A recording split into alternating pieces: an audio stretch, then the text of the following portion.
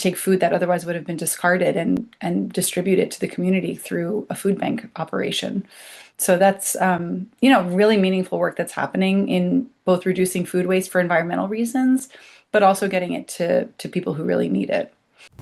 In 2023, 13.5% of households in the USA suffered from food insecurity. Despite federal assistance, an estimated 53 million people turned to food banks for additional help in 2021. We wanted to know more about food nonprofits and their impact on our community. But before we get started, let's meet the team. Aydenn grew up in Chicago, surrounded by African American communities, and not only has he volunteered at food nonprofits, but he's also experienced being a client who relied on them. Chloe grew up in the Bay Area surrounded by Asian communities and has never had to worry about the availability of food growing up. She has volunteered in multiple food-related nonprofits. Yoojin has been involved in nonprofits concerning education and clothing waste, but has never been exposed to food nonprofits. She did not experience food insecurity while growing up. We focused on two nonprofits, Meals on Wheels and City Impact. Meals on Wheels is a program that delivers food to homebound individuals, primarily seniors. We had the opportunity to visit their headquarters in Central Maryland. The organization operates across multiple counties, giving it a broad reach. Its operations depend heavily on funding rather than donations.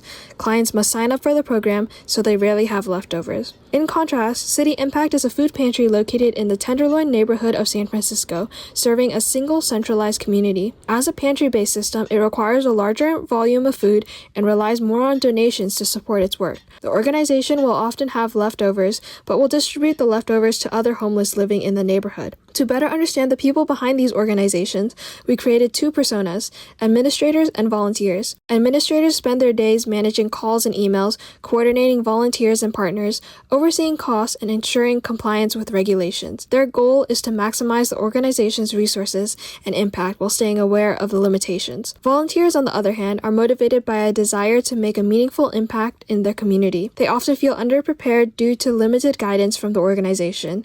However, despite their different roles, both groups value empathy and share a strong commitment to the community. Using what we gathered from our field notes and interviews, we started to document the major pillars of constraints and limitations that shape how exactly the nonprofits we gathered function.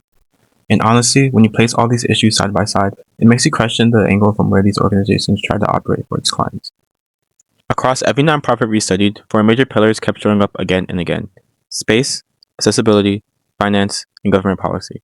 Looking at these together helped us understand the deeper constraints and limitations nonprofits face. It made us question how these organizations execute efficiently, how much food they can provide, and how many people experiences these services as a whole. For the first pillar, space, we found that the storage capacity directly limits how much food nonprofits can give out. Even when donations are available, they sometimes have to turn them down because there's simply no room. Healthier foods make this even harder. Refrigerated items, like produce, dairy, and proteins, require much more freezer and fridge space. And without enough of it, these items can spoil really quickly. Pillar 2 is accessibility. A major issue is transportation. Even with delivery services available, made similarly to Meals on Wheels, some people still fall through the cracks. The beneficial shift toward a client choice model, like a small grocery store, requires far more space and volunteers than most volunteers currently have. Plus, without multilingual communication on signs and websites, many clients don't know what resources are. Pillar 3 is finance. A lot of funding is donor-driven, which means most grants are restricted. The money can only be used for specific purposes, even if needs shift. Every single meal represents real costs: acquisition, transportation, storage, staffing, and equipment.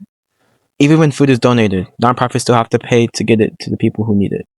Finally, Pillar 4 is government policy. Government funding comes with strict rules that limit a nonprofit's flexibility. Regulatory costs, like safety inspections, add significant financial strain. The biggest challenge here is volatility. Government support changes every year, making long-term planning unpredictable for each organization.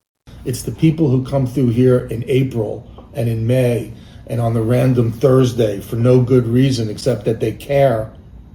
That really is most impactful. Meals on Wheels would not exist without our volunteers.